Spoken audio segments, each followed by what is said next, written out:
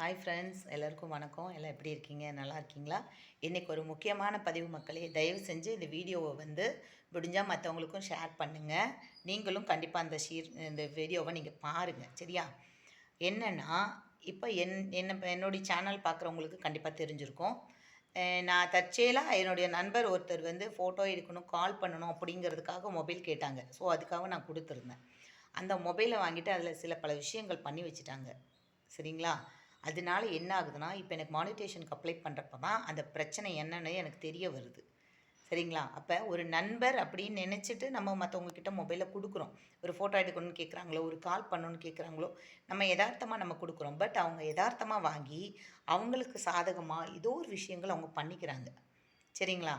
அதனால உயிர் நண்பனாக இருந்தாலும் கூட தயவு செய்து உங்களுடைய மொபைலை கொடுக்காதீங்க.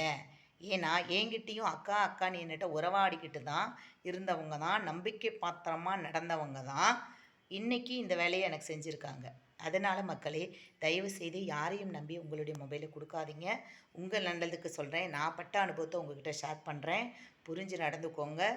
என்ன மாதிரி நீங்கள் ஏமாந்துடாதீங்க, ஓகேங்களா? வாழ்க வளமுடன்.